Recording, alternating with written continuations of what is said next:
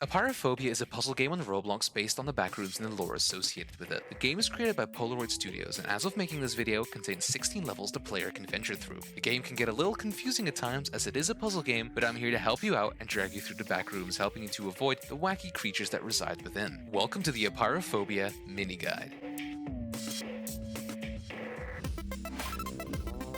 If you have no idea what the Backrooms are, I'm here to drag you from underneath that rock you've been living under. The Backrooms is an alternate universe you enter when you glitch out of reality just like you would in a video game. The Backrooms consist of many levels and each level is unique in some way. The levels are usually based off liminal spaces, being pieces of architecture that invoke a sense of nostalgia, lostness, and uncertainty. Now it's a very confusing term, so don't blame me if you don't get it. Think of it as places you expect people, but people aren't there, such as an empty school or a mall at night. Apeirophobia recreates some of the many levels of the Backrooms and consists of 16 levels which are shown on screen now. I'll go over these levels one by one and explain to you how to move on to the next level.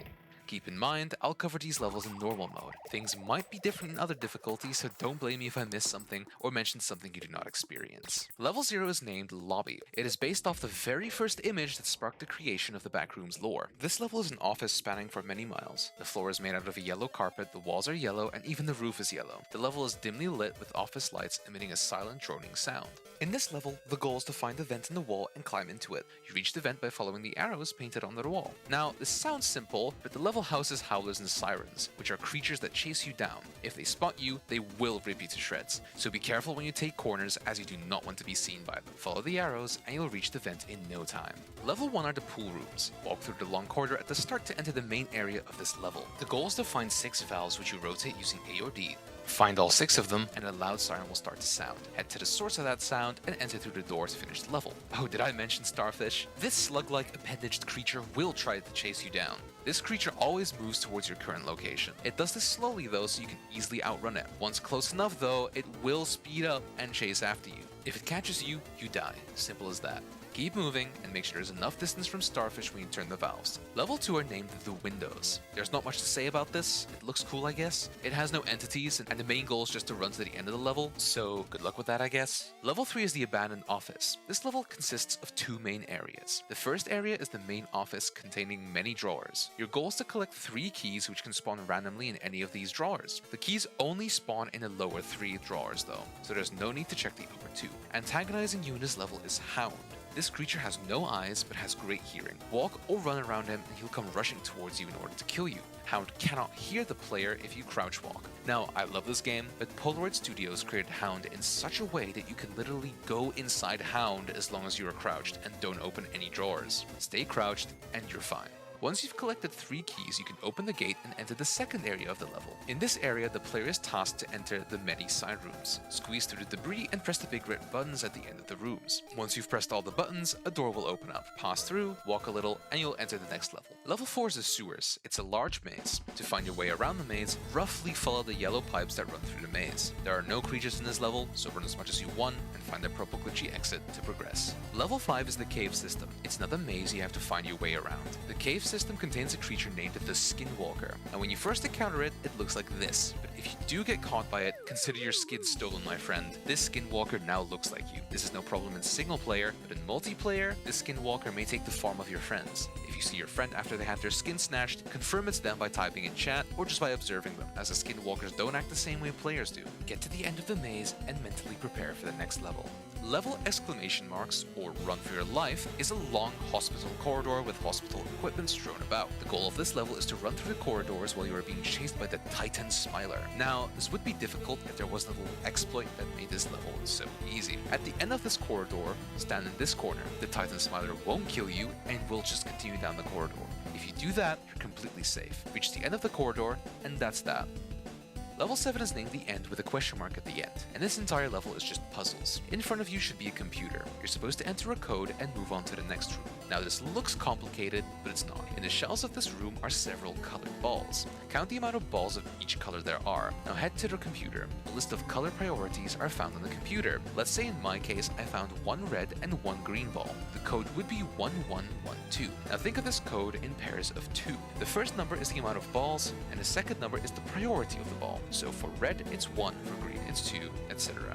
Let's say I found 2 red balls and 3 green balls. The code would then be 2132. 2. Once you enter the correct code, you'll be given another code. Now head to the door in the back of the room and enter that code. Crawl through some tight spaces and you'll enter another small room. In this room is a code lock door and some bookshelves containing books. One of these books has a large list of number sequences. Enter these number sequences one by one in the code lock until you find the right one. Crawl through more vents and you'll end up in a small room once again with a computer. Just enter the letter Y and the door will open, allowing you to exit this level in peace. Level 8 is named Lights Out. The goal of this level is to traverse it until you find a dining room. Pass through that dining room and go through a vent with a large glowing red light on top of it. The difficulty of this level comes from the Skin Stealer. This creature moves very quickly if it finds you, and if it finds you, you're dead in an instant. Make sure to use the lockers in this level to hide from the Skin Stealer. Stay calm, be careful where you walk, and you should be able to find the vent to escape that level. Level 9 is named Sublimity and is just like level 2. It's incredibly safe and easy.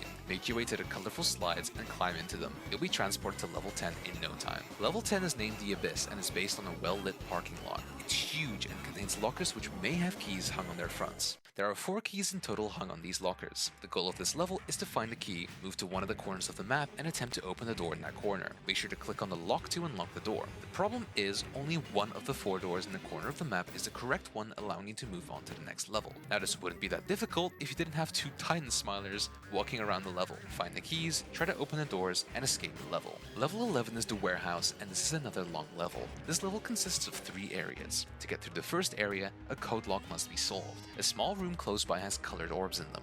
Memorize them from closest orb to furthest orb. Return to the door with the code lock and enter the correct code, which is the order of the colored orbs you found in the other room. Inside this room is a crowbar. Use this crowbar to destroy the wooden planks to enter the next room. That room contains a laptop. Type Y in the laptop and a gate nearby will open. The next area requires you to parkour over a bottomless pit.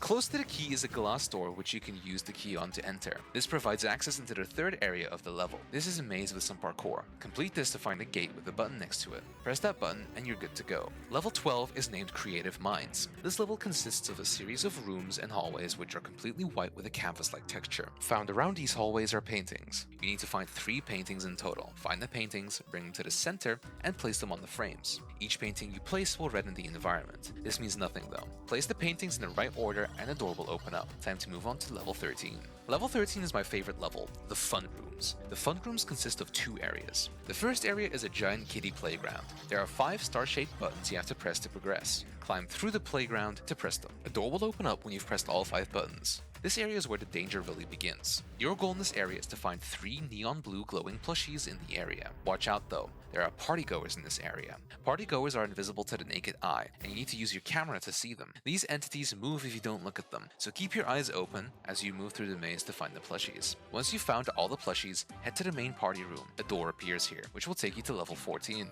Level 14 is the electrical station. It's a maze in which you have to find 2 pieces of equipment, a screwdriver and a set of bolt cutters. Find both of them and return to the start. You can open an electrical box there to reveal wires. You have to cut the right wire in order to open the gate to the next level. If you don't cut the right wire, alarms will start to sound. This will spawn in the Stalker, which will move towards the player and try to kill them. The Stalker can also spawn when the alarms aren't blaring, but he won't kill the player. Instead, the Stalker will jump scare the player, which will sound the alarms. Go towards the lever room and flip all the levers to stop the alarms from sounding. To clear this level, move slowly and make sure you don't run into the Stalker. If the alarms start blaring due to a jump scare or a wrong cut wire, run towards the lever room and turn off the alarms, and move through the maze to find the door to the next level. Level 15 has a long name, the Ocean of the Final Frontier. You'll be in a small rubber boat being chased by a large creature named La Cameloha. Your goal is to patch up the small holes that start to appear and to occasionally repair the engine which turns off time to time. Keep this up for a while and you will be teleported into the final level. Level 16 is called Crumbling Memory. It's the exact same as level 0 but covered in a thick black goo. The player has to make their way through this level and find yet another vent. This time, there is one entity which is trying to kill you instead of 2, the Deformed Howler. It's like a howler, but deformed. Move through the level, find the vent, and escape. And just like that, you've completed Apeirophobia Update 3. Let me know in the comments if I missed something important, or if you just want to say hi. I hope you enjoyed this guide, and I'll see you in the next video.